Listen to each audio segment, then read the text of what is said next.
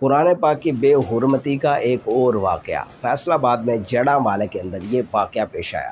سلیم نامی شخص ایک مسیح ہے جو کہ عیسائی برادری سے تعلق رکھتا ہے۔ جڑا مالے کے اندر فیصل آباد کا یہ واقعہ ہے۔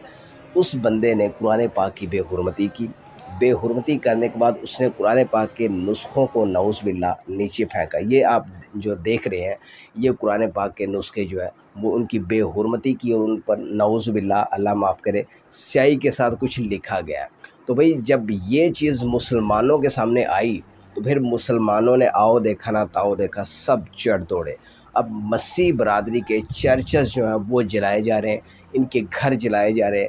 بھئی بات یہ ہے کہ مسلمانوں اس چیز کا خیال رکھیں کہ اسلام جو ہے ہمارا وہ عبادت گاہوں کو جلانے کی اجازت نہیں دیتا، ٹھیک ہے، کیونکہ تحقیقات ہونی اس کے بعد ہی پتہ چلے گا۔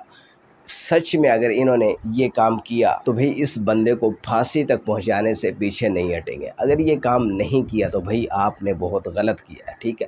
مسیح برادری کے گھر جلانا، معصوم لوگوں پر ظلم کرنا یہ غلط ہے۔ یہاں پہ چرچ نہیں جلائے جا سکتے، عبادت گاہیں ہیں۔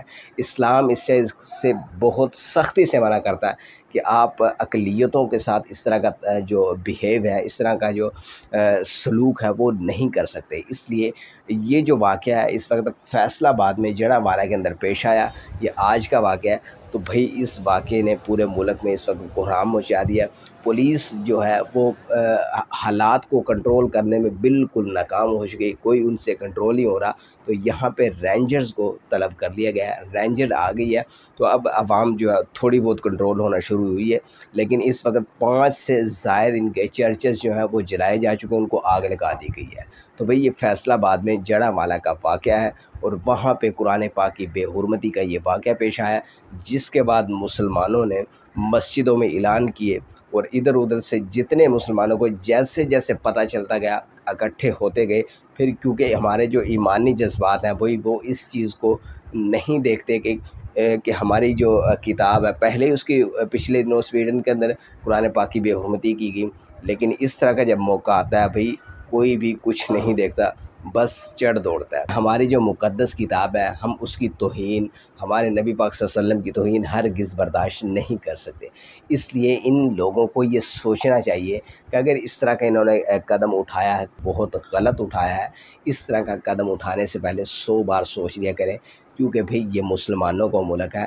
چاہے کوئی کتنا بھی گرا ہوا مسلمان ہو، وہ کبھی بھی اپنے نبی کی، قرآن پاک کی، میرے رب کی توہین برداشت نہیں کرے گا۔